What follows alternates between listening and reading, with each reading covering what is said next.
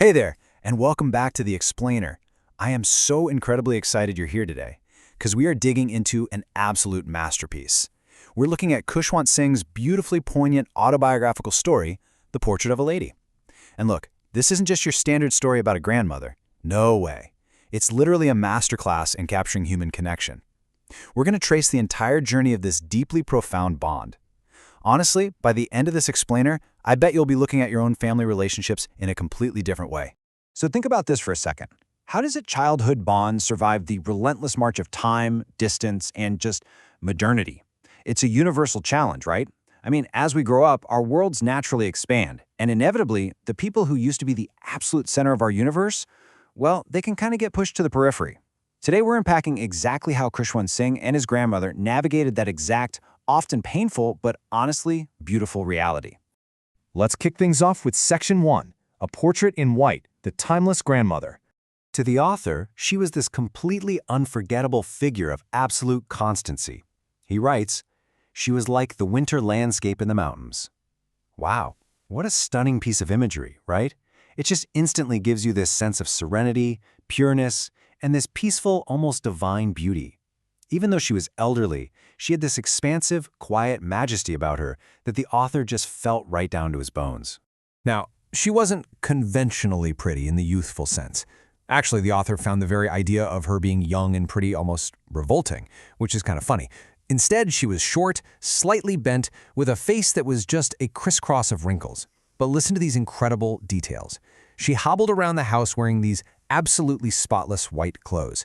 One hand was always resting on her waist to balance her stoop, while the other was constantly counting the beads of her rosary, and her lips always moving in an audible prayer. To the author, she had been exactly this way for the entire 20 years he'd known her, just a perfect picture of devout, unwavering stability. And you really have to contrast that unwavering stability with her husband. The grandfather's portrait hung right there in the drawing room, showing a man with a massive turban and loose clothes. To the young author, this guy looked at least 100 years old. He actually remarks that looking at him, you couldn't even imagine him having a young wife or children. He looked like the kind of guy who could only have lots and lots of grandchildren. It's just such a perfect way of framing how a young narrator looks at age, Like it's just this static, eternal thing. Moving on to Section 2, The Village Childhood, Building the Foundation. Their mornings were this beautiful, active routine, a true partnership. She'd wake him up, get him dressed, and sing her morning prayers in this very specific sing-song manner. Why? Well, she was really hoping he would learn them by heart.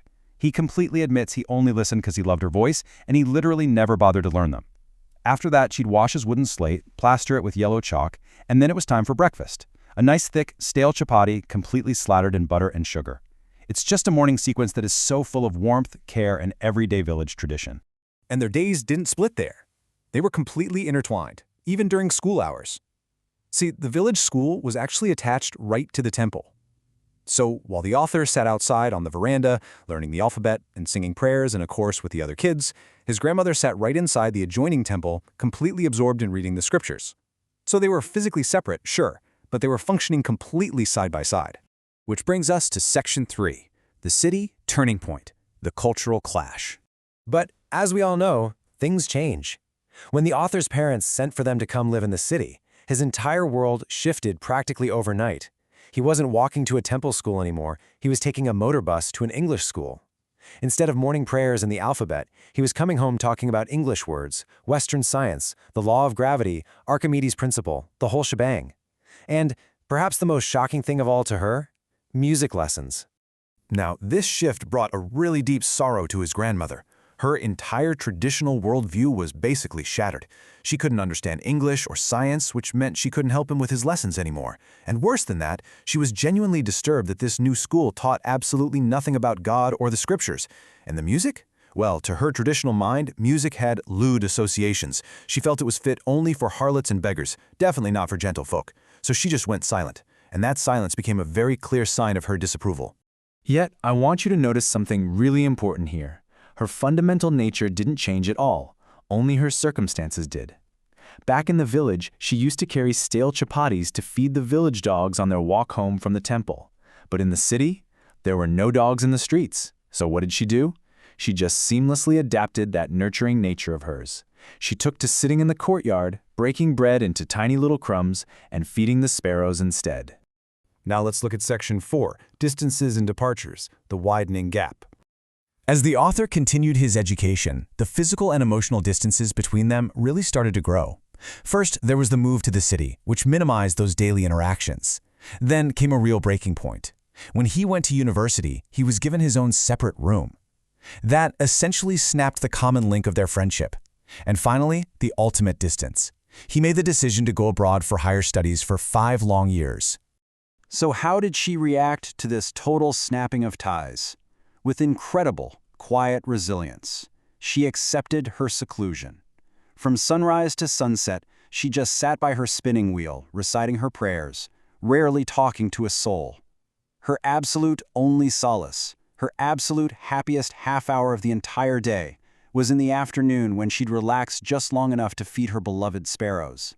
When it was finally time for him to leave for abroad, she came to the railway station to see him off. But she showed zero emotion. She wasn't sentimental at all. Her lips just kept moving in prayer, her fingers busy with her rosary. She simply, silently kissed his forehead, and the author boarded his train genuinely believing that this damp imprint might be the very last physical contact they'd ever have. I mean, she was so old, who could possibly tell what 5 years would bring? This takes us to Section 5, the silent farewell, climax, and resolution.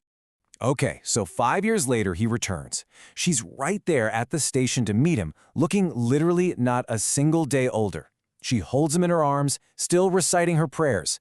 But that evening, a really bizarre and startling change happened. For the very first time ever, she did not pray. Instead of praying, this absolute surge of energy took over. She gathered all the women of the neighborhood, got her hands on this old, dilapidated drum, and just started thumping it. She was singing wildly about the homecoming of warriors. The family actually had to step in and try to persuade her to stop, just so she wouldn't overstrain herself. It was this magnificent, overwhelming outpouring of love and celebration. But, tragically, that overexertion really took its toll. The very next morning, she fell ill. The doctor said it was just a mild fever and that it would pass, but the grandmother knew differently. She insisted her end was near. Realizing that she had skipped her prayers the night before, she refused to waste even 1 more minute talking. She completely ignored her family's protests. She just lay there peacefully in bed, praying and counting her beads, until, suddenly, her lips stopped moving. The rosary fell from her lifeless fingers. A peaceful pallor spread over her face. She was gone, and she was gently covered with a red shawl. But the story doesn't end in that room. And this leads us to one of the most incredibly cinematic and honestly heartbreaking scenes you'll ever find in literature. When the family came to take her body away for the last rites, they found thousands of sparrows scattered all over the floor, sitting all around her body. And the craziest part? There was no chirping. None. It was just complete heavy silence. The author's mother, feeling sorry for the birds, broke some bread into crumbs and tossed it to them, exactly the way the grandmother used to do. But the sparrows took absolutely no notice of the bread. When the grandmother's corpse was carried off, the birds simply flew away, quietly. The next morning, the sweeper just swept those untouched breadcrumbs right into the dustbin. This profound, silent mourning really highlights the incredibly deep, unspoken connection she had built with the natural world in her loneliness. And that brings us to the end of our explainer today. But I want to leave you with this final thought. How do the silences in our lives speak the loudest when it comes to love and loss? I mean, from that silent kiss at the train station, to her quiet acceptance of her isolation, all the way to the profound, absolute silence of those mourning sparrows. Khushwant Singh shows us that sometimes the absolute deepest bonds require no words at all.